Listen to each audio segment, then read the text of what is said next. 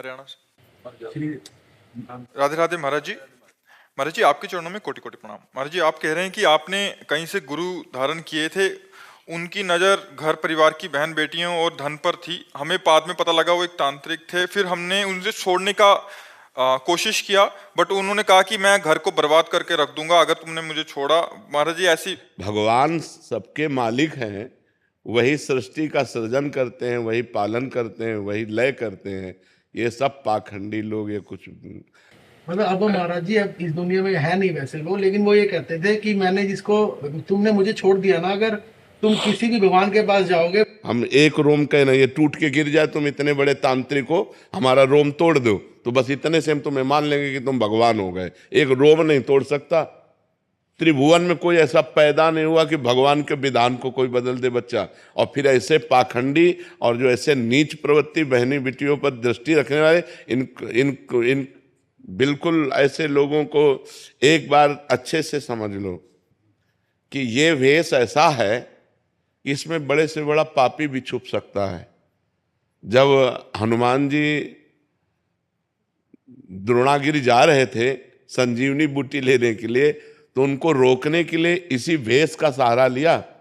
कालनेमी ने नहीं लिया था, साधु वेश का है। तो बहुत से कालनेमी इस वेश का सहारा लिए हुए अपने जीवन का पोषण करने की, वासनाओं की पूर्ति की बात करते। बकाया साधु ते होए न कारजहानि। अगर भगवान का भक्त है तो कभी अमंगल नहीं हो सकता, और ये भाषा नहीं निकल सकती, और ऐसी चेष्टा नहीं हो सकती। हम ये मानते हैं कि जैसे साधु साधक कभी नया है, उससे गलती हो सकती है, लेकिन वो रोएगा, वो जलेगा, वो भगवान से प्रार्थना करेगा कि मेरे से अब दोबारा गलती ना हो। आपसे गलती हो गई तो आपसे क्षमा मांगेगा, आपके पैर पकड़ेगा। वो ये नहीं कहेगा कि मनमानी आचरण कर रहे हैं, करने दो नहीं तुम्हारा नाश कर देंगे, न ऐसे को थप्पड़िया देना चाहिए। महाराज जी, अभी कोई भी परिवार में परेशानी होती है तो वही याद आते हैं कि नहीं नहीं, ऐसा नहीं। तो क्या तुम्हारे परिवार में परेशानी होती है और किसी के परिवार में परेशानी नहीं होती? सब कोई संसार में परेशान है। कभी अच्छे कर्मों का फल सुख आता है, कभी बुरे कर्मों का फल दुख आता है। कोई ऐसा नहीं बच्चा। तो प्रभु इससे बाहर कैसे निकलेगा? नाम जप करो, नाम जप से मंगल होगा। इतनी परेशानी हुई है कि बच्चों के रिश्ते भी बंद हो गया। भगवान का नाम जप करो। भगवान का नाम जप करने से ही सर्व अमंगल नष्ट हो जाते हैं। जितनी विपत्तियां हैं सब नष्ट हो जाती है। नाम जप करो। हमारे पूर्व के पाप हमें कष्ट दे रहे, कोई तांत्रिक नहीं कष्ट दे रहा है। कोई भी तांत्रिक ऐसा नहीं है कि हमें हमारे कर्म के विपरीत हमको दंड दे सके। ये बात ध्यान रखना।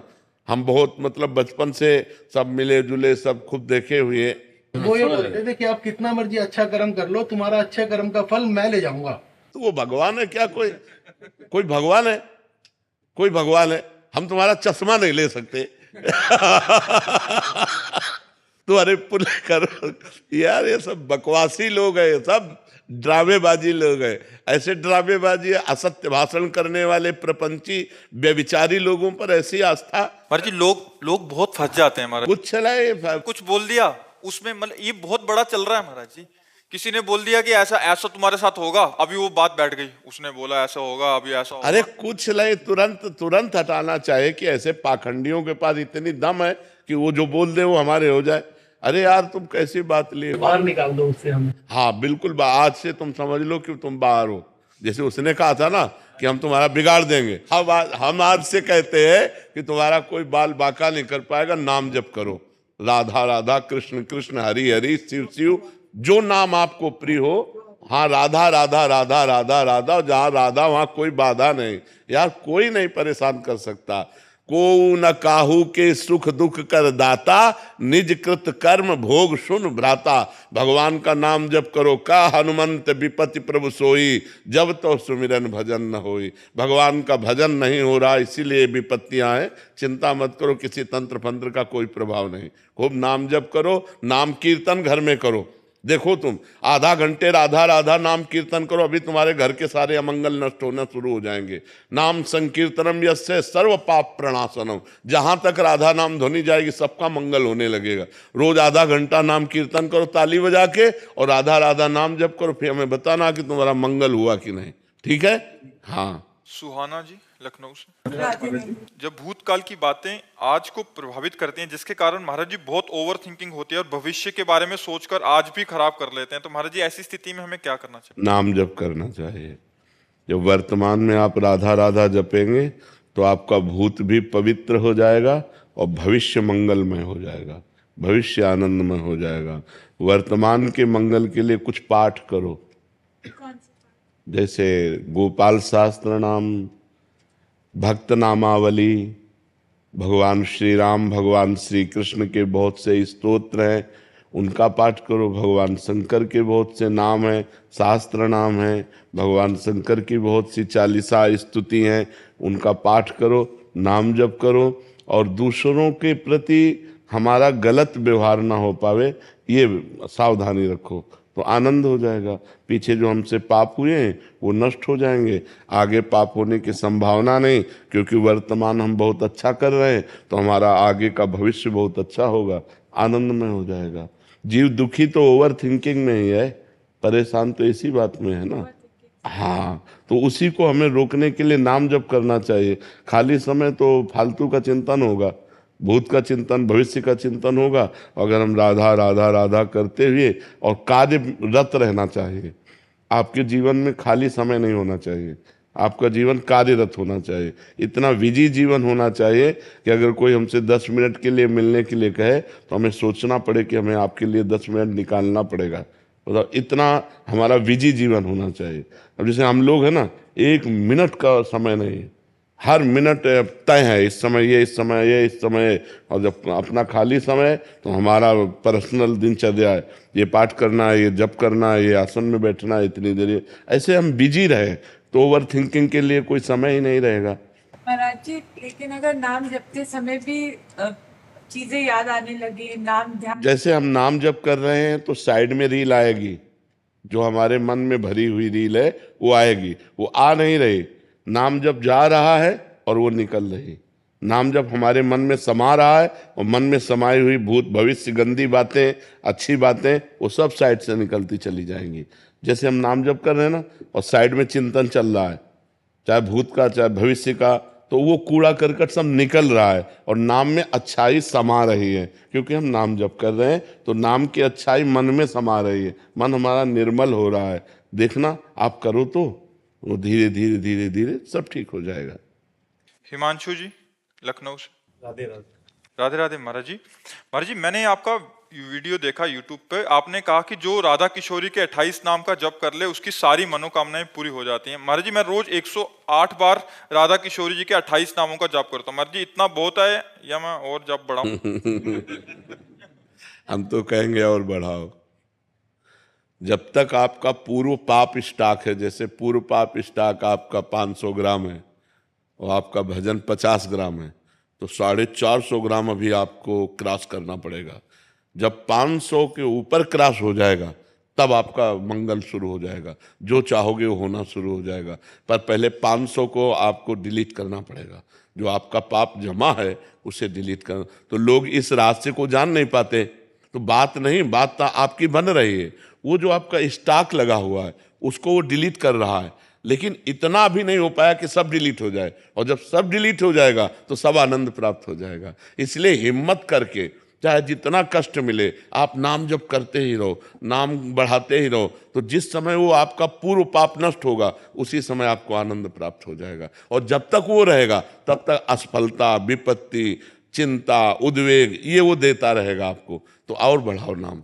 जब खाली समय में रहो तो बस क्या, राधा रासे श्री रम्या कृष्ण मंत्र, हाँ, हर सब शुरू करते रहो।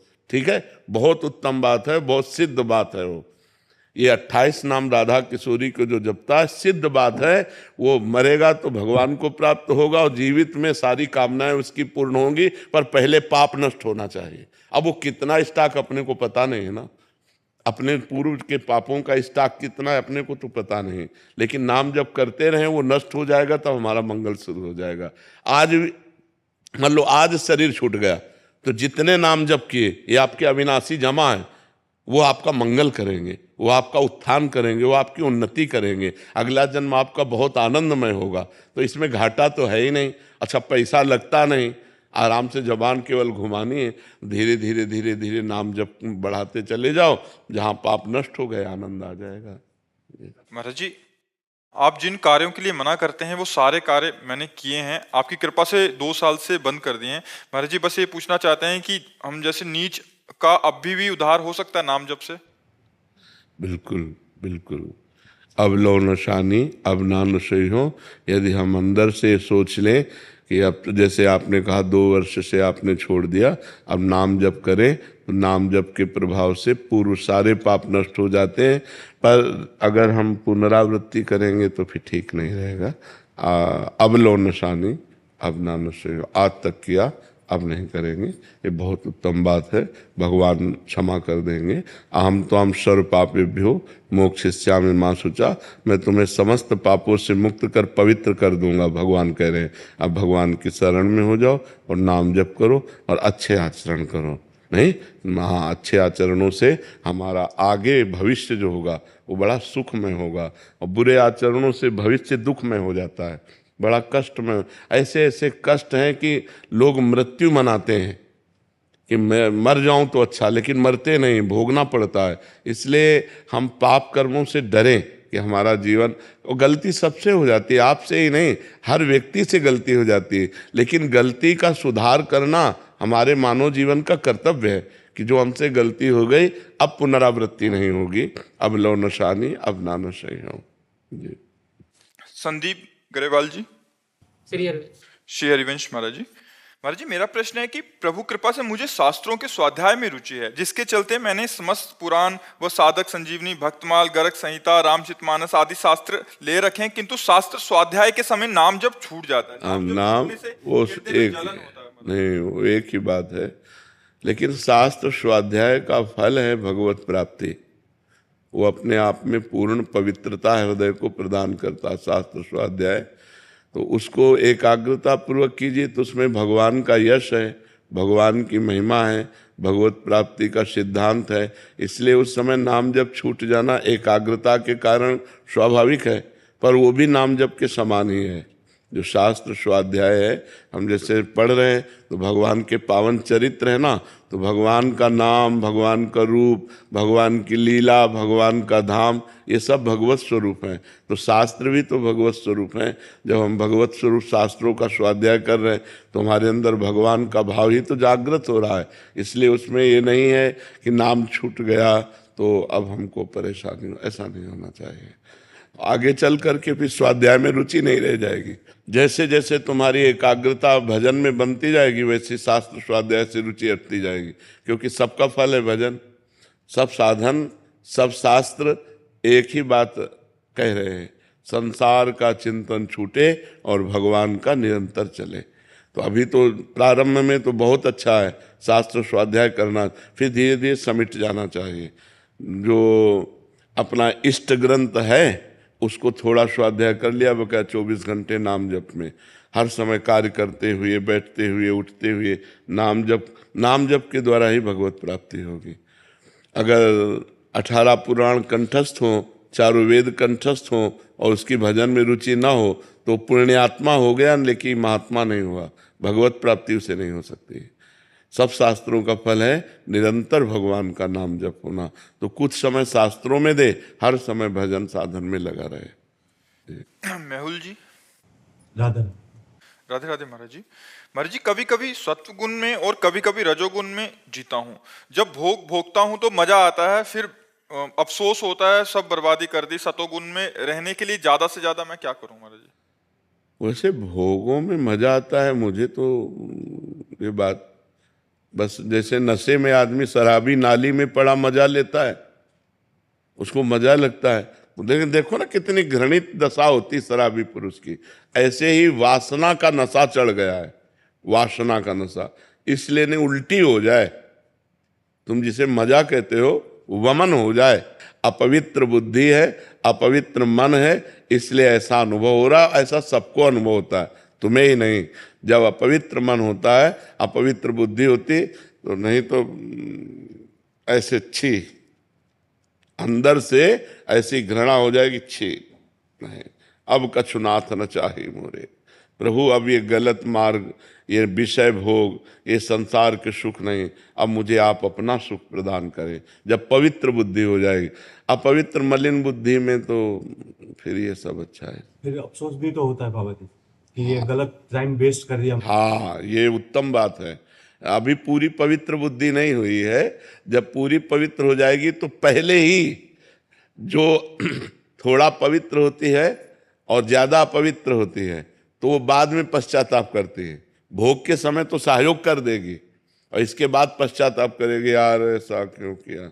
और जो ज्यादा पवित्र होती है, कम अपवित्र होती है, तो भोग की लालसा तो हुई पर वो पहले ही काट देगी, पहले ही उसमें निरर्थक भाव ले आएगी कि यार इसके पहले ले आवे तो काम बन गया।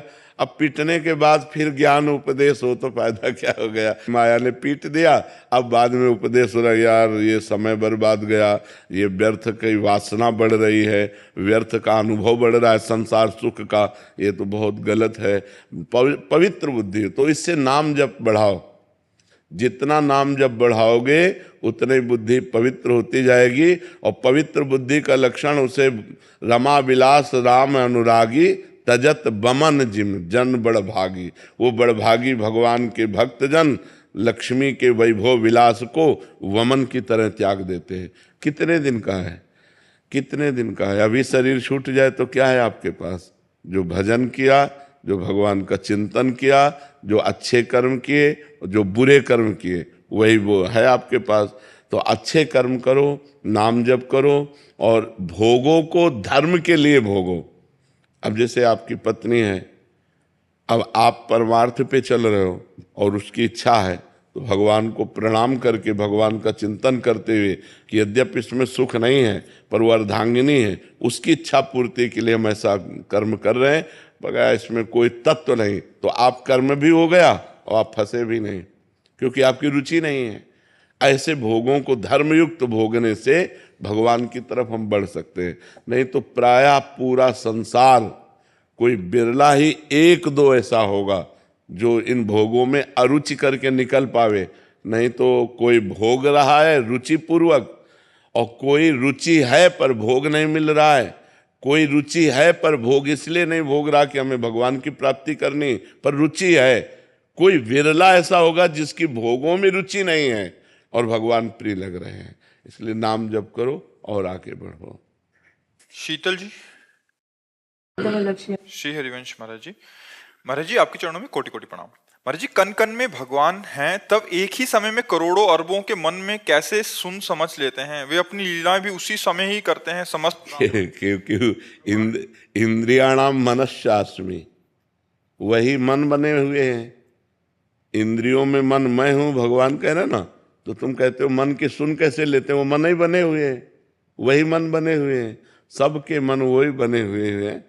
जैसे एक शीशा में देखो तो हम अकेले, और करोड़ों शीशा तोड़ करके मकान बना दो और उसमें देखो तो तुम ही दिखाई दोगे ना।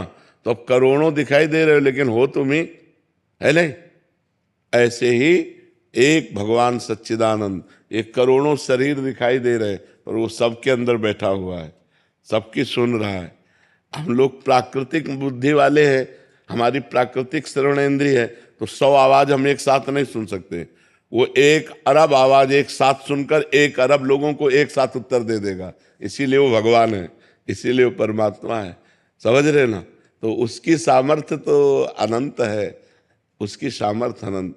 वो अंगुली से सुन सकते हैं, जबकि अंगुली में श्रवणेंद्रिय थोड़ी त्वगेंद्रिय है, वो अंगुली से सुन सकते हैं। वो कान से खा सकते हैं, वो पैर से सूंघ सकते हैं। सच्चिदानंद है, सब कुछ सच्चिदानंद में सामर्थ्य होती। अपने लोग प्राकृतिक केवल कान से सुन सकते हैं, और 100 आवाज एक साथ हो रही हो तो हम पहचान नहीं सकते कि कौन क्या बोल रहा है।